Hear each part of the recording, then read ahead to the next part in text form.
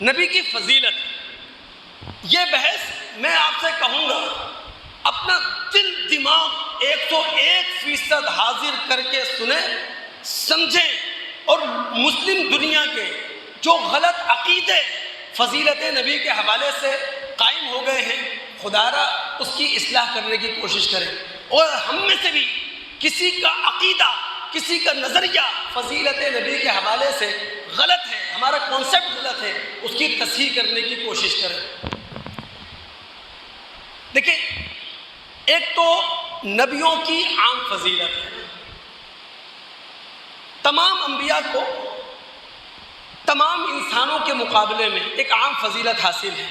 ظاہر ہے وہ نبی ہیں، وہ رسول ہیں، وہ خدا کے منتخب شدہ ہیں، اللہ رب العالمین کے سلیکٹڈ ہیں، وہ اللہ رب العالمین نے انہیں اپنا نمائندہ بنایا ہے، اپنا ترجمان بنایا ہے۔ یہ تو ہے ہر نبی کی ایک عام فضیلت۔ اگر آپ سورہ انعام مکی صورت ہے، مکہ کے دور آخر میں نازل ہوئی ہے، اس کے رکوع نمبر 10 کا مطالعہ کریں تو وہاں اللہ رب العالمین نے 18 انبیاء کا نام لیا، اور 18 انبیاء کا نام لینے کے بعد کہا وَكُلًّا فَضَّلْنَا عَلَى الْعَالَمِينَ، ہر نبی کو دنیا والوں پر ہم نے فضیلت دی ہے۔ یہ تو ہے عام فضیلت، لیکن قرآن و سنت کا مطالعہ ہمیں یہ بتاتا ہے ہر نبی اور رسول کی ایک خاص فضیلت بھی ہوا کرتی ہے۔ اگر آپ مطالعہ کر سکیں سورہ بقرہ کی آیت نمبر 253 کا، جس میں اللہ رب العالمین فرماتے ہیں تِلْكَ الرُّسُلُ فَضَّلْنَا بَعْضَهُمْ عَلَى بَعْضٍ، یہ رسول ہیں، ہم نے ان میں سے ایک کو دوسرے پر فضیلت دی ہے۔ اگر آپ مطالعہ کر سکیں سورہ بنی اسرائیل کی آیت نمبر 55 کا، جس میں رب العالمین فرماتے ہیں وَلَقَدْ فَضَّلْنَا بَعْضَ النَّبِيِّينَ عَلَى بَعْضٍ، ہم نے نبیوں میں سے ایک کو دوسرے پر فضیلت دی ہے۔ تو نبی اور رسولوں میں سے ہر ایک کی کوئی نہ کوئی خاص فضیلت ہوا کرتی ہے۔ مسلم کی روایت ہے، ہمارے نبی محمد الرسول اللہ صلی اللہ علیہ وسلم نے فرمایا فضلت علی الانبیاء بست، 6 چیزیں ایسی ہیں، 6 باتیں ایسی ہیں جن چیزوں اور باتوں کی وجہ سے مجھے دیگر انبیاء پر فضیلت حاصل ہے۔ لیکن کبھی بھی انبیاء کی فضیلت کے حوالے سے ہمارا رویہ متعصبانہ نہیں ہونا چاہیے کہ ہم صرف اس رسول کے اندر ساری فضیلتیں جمع کر دیں جو براہ راست ہماری طرف رسول بن کر آیا ہے، اور جو رسول اور نبی براہ راست ہماری طرف رسول بن کر نہیں آیا اس کی بڑی سی بڑی فضیلت بھی اپنے دل سے قبول نہ کریں، یہ انداز غلط ہے۔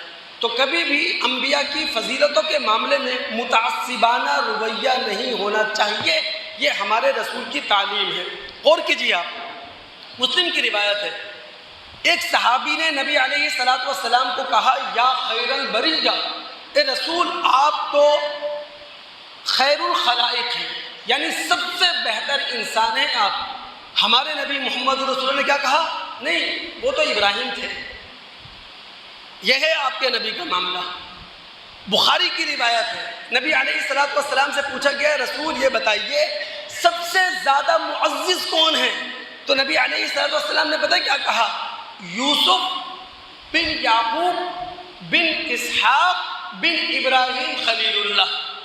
اور وہ روایت دوستو کس کو نہیں معلوم جو بخاری مسلم کے اندر موجود ہے، اور اس روایت کا مطالعہ کرنے سے پہلے اچھے طریقے سے یہ بات سمجھ لیں کبھی بھی انبیاء کی فضیلتوں کو اس طرح نہ بیان کریں، نہ اس طرح سنیں کہ کمپریٹیولی ایک نبی کا مقام بڑھایا جا رہا ہو اور اس کے مقابلے میں ایک دوسرے نبی کا مقام گرایا جا رہا ہو۔ ہمارا انداز غلط ہے، انتہا درجے کا غلط انداز، یعنی جو براہ راست ہماری طرف رسول بن کر آ گیا، ساری فضیلتیں ہم نے اس میں جمع کر دی اور دیگر انبیاء کی فضیلتیں ہم سے ہضم نہیں ہو رہی، یہ معذرت کے ساتھ غیر قرآنی رویہ ہے جو دور زوال کے اندر مسلمانوں کے اندر آ چکا تھا۔ آپ اگر قرآن کا مطالعہ کریں، نزول قرآن کے زمانے میں یہی رویہ عیسیٰ کے ماننے والوں کے اندر تھا، یہی رویہ موسیٰ علیہ السلام کے ماننے والوں میں تھا، یعنی یہودی موسیٰ علیہ السلام سے بڑھ کر کسی کو سمجھتے ہی نہیں تھے، عیسائی عیسیٰ علیہ السلام کے اندر ساری فضیلتیں جمع کرتے تھے، اس کے علاوہ جس نبی کی جو فضیلت ان کے سامنے آتی تھی اسے تسلیم ہی نہیں کرتے تھے۔ تو ہم مسلمانوں کو کبھی بھی کمپیریٹیولی انبیاء کی فضیلتیں اس طرح بیان نہیں کرنا چاہیے کہ ایک کا مقام بڑھائیں اور مقابلے پر دوسرے کا مقام گرا دیں۔ یہ انداز غیر قرآنی ہے، یہ غیر نبوی انداز ہے۔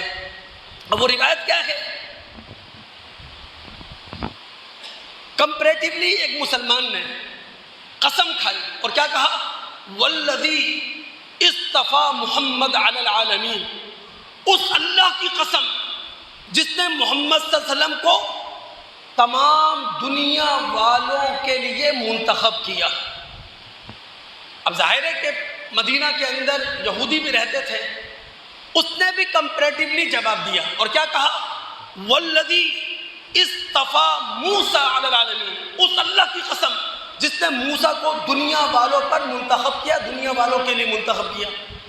اب ظاہر ہے کہ اس وقت مدینہ کے اندر جو پاور میں تھے وہ مسلمان تھے، برداشت نہیں ہوئی مسلمان سے یہ بات، تماچا مارا نا، رسول کے پاس مقدمہ گیا، رسول اللہ نے اس کا ایسا حل پیش کیا، قیامت تک مسلمانوں کے لیے یہ ایک راستہ ہے۔